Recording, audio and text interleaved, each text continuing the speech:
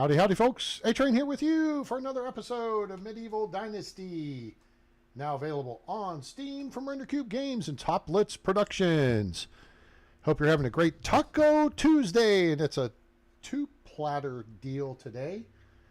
This is the second course of the meal, as we did a nice long stream of Planet Crafter earlier. So I hope you check that out either earlier or at your leisure and see what's happening with that game. Of course, that was brought to us by Autumn. Super sweet of her to hook us up. But now we're back home 2,500 years in the past from that point, because that takes place like in the year 3000 something. So we dropped a little bit back into the medieval era. All right, let's cut the foo-foo stuff. Let's look at the new village. Of course, it's a big, exciting day for the gamers who are covering the release of Bellwright. I'm kind of torn on it. Apparently, there's not a first-person perspective, and I really prefer first-person perspective. So, we'll see. All right, so if you're not familiar, here's Gostovia, here's Rolnica, Denica. We have our original village location here. This is the new location here. Of course, Jezreka and Hornica are down here. And so this is where we are, and this is what our perspective is, looking at the new village. And I've got about half the people moved in. Excuse me. We're still now kind of recovering building materials. I've got housing for everyone. I just don't know if it's where I want to put them in the right place, right? Because I've got some houses that are specifically built for someone who's going to be taking care of animals, for example. Of course, my house is here. Sobibor, my brother's house, is next to it, and the smithy is right in front of his house because that's his primary deal. Our cousin Neslawa is right here across from us, and the sewing hut, which is her big deal, is right next to her. We've got a couple other homes I think we just got the foundations built over here on the north side, up by resource storage. On the east side, we've got 3 homes that are dedicated to farming of some sort, agriculture. We've got one with a pig pen, one with a chicken coop, and then one with a field and some orchards. Now, on the north side, we have a house with a field. We have a house and this is Roland Martin's house, our fisherman, with a secondary home behind it, and then his fishing dock. And then we've got a third home with the workshop behind it. Over here on the west side, we've got a foundation laid in for a couple of houses. I've backed up the road, and I could take away the second house, but we have a second chicken coop out back of that one. And I think we're going to build the houses up here on the north side of the road facing the water, if anything. We may add some over here on the east, above the Gostovia to Rolnica Road. And we're going to put our fields in on the south over here. We've got our barn and our farm shed. We've got a field plotted in, but I am not absolutely sure that's where I want to put it yet because of the orientation of the road through here. I'm trying to avoid getting rid of this deer spawn over here. Trying to keep that in play. We killed off the moose spawn, and I want to try to get it back, and I think we will by backing this road up like we did, hopefully. I may back it up just a little bit more so we get this space and the chicken coop, and if we have to, we can move it. But it occurred to me, it's like I need a second chicken coop. I've only got one, and we've got 2 chicken coops over here, so the chickens will be like, hey, what about us? Huh? What are you doing here? What's going on? So we got to take care of them. We do have a bunch of orchard stuff we built in here. Let me just give you the quick tour. Zip down and then I've added in the other night as I was doing just some construction stuff. This is going to be another medium-sized home, so a small home as opposed to a simple small home. And well, let me turn that back on. It's got a field in the back, and then it's going to have a pasture over here with sheep and cows. And that's where I think we're going to put our sheep and our cattle. It's over here in the kind of as the roads merge together. And that'll keep it away from the spawn over there. So hopefully we'll keep the deer spawn in play And then we've got room for additional housing along here. These will be just worker bee types that work in various, things. And, or they may be farm workers or whatever, and they come up here and they have to go to the farm shed right there in front of us and then work the fields here on the south side. The only thing is going to be, again, encroaching upon the deer spawns. Here's our first field laid out right here. I'm not happy with it. It's, unfortunately, this house right here, which is a cool setup, I think. I've tried to be as realistic as possible with this. Hello. Let me turn this off. Excuse me. So we've got a house here with a small field behind it, and then we've got the woodcutter shed. So I believe the occupants here, let me see whose house this is. This is Miroslav and Frida. And Miroslav, we may be moving them because I need to see who is working, and it may be Swybor.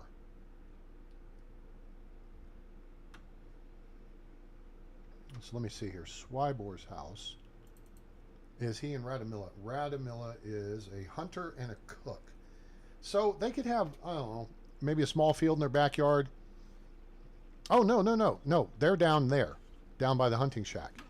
So we've got to figure out who's going to be our woodcutter. Forester. Oh, he is a forester. Swybor is a forester. Yeah, I don't know. We'll figure this out. 2 people can work in here, though. And so we're going to see... oh, ow. Punch the frickin' log. Oh, Tomil's in here. And he is... Oh, he's hooked up with Neslawa. So, yeah, their house is already set. It's inside the wall. Actually, right there to my right. That's Neslawa's house. So there will be a wall that comes along here. It'll be a big log wall. It won't be a palisade initially because we don't have that unlocked. If you want to check out what we've got going here. So this is a foundation for resource storage. However, it is going to be the tavern. Okay. So I've just put it in as a space, as a placeholder. And then we've got our stage set up over here. It's not detailed out yet, but some benches. People actually coming over and sitting here. Food storage is here. Here's our kitchen. Here's a public bath right here. And we've dressed this up a little bit. So it's kind of cool. Well, we got more work to do, make stuff fancy. Right now, I'm kind of effectively killing time as our lumberjacks collect more logs. And you notice, see, here's a spear. Doink. Ouch. Doink. Well, I guess I can walk through it. That spear will be hidden. The tip of that spear will be hidden behind the wall once we build it. See, if we go back into log mode here, see? So that's going to hide it. And I think that's going to look really sharp. And then that helps because you chuck that spear, it goes through the wall, but then you can hang buckets on it. So, yeah, this house here has... it's small field here, service field, so they grow their own vegetables. The one thing I see an issue with here is I need to scoot this over probably just far enough to butt up against that tree. Yeah, I kind of want to be lined up here. Okay, so let's whip this hammer out. Let's make sure we're facing south because this is really where...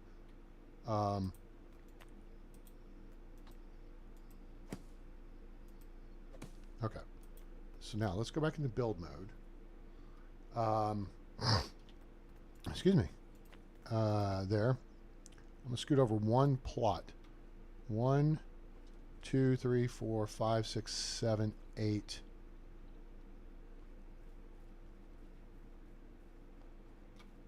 Okay. We're going to go 8. I don't think we can go 10. No, trees there. So we could go 8 by 10 here and do another 8 by 10 behind it. I think 80 tiles is big enough. I almost would rather go 8 by 10 this way. So I think we're going to need to take this tree out, which kind of sucks, but oh well. It'll get over it. I'm not going to hurt its pixelated feelings. Timber!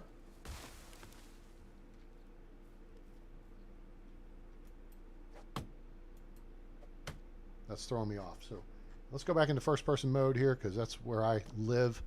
And that's going to be my trick on playing Bell right. You can look from about this perspective. That's about as close to first person as you can get. Is right behind your shoulders, basically. It's almost like Yoda riding your back or something, huh? All right, let's not run with an axe out. Go grab a shovel. I don't think I have a shovel on me. I do not. I do not. Okay, very good. Howdy, Stephanie. How are you this evening? Welcome aboard. Hope you're having a great Taco Tuesday. Up, up, up, up, up, up. There we go. Everybody's off watching and playing Bellwether. And here we are on Medieval Dynasty. Hooray. If I get it, I may, sheesh. My plan is to go till 9 o'clock. So do another 3 hours here. That would be 6+ hours of streaming today. And I may go pull up the thing and download it. And wooden shovel? I don't see a wooden shovel in here. Well, you know what? There's iron shovels. And I'm sure there's a bronze shovel too. There's copper, bronze. Nope, it's iron shovels. That's what it is. That's where it at would it be. Oh, you know what? It's probably our extraction people going and get clay. They use the lowest quality tools first. And then go from there. So you need serious help. You need to make serious money on this game? Okay. All right. I'm glad you asked, Stephanie. That's a great question. First off, tell me which version you're playing. Are you playing and what system you're on? Because that helps me communicate to you effectively from a perspective of knowledge as opposed to ignorance. Are you on PC? Are you on version 1.0 or are you on 2.0 with the Oxbow available? And I have a list for both.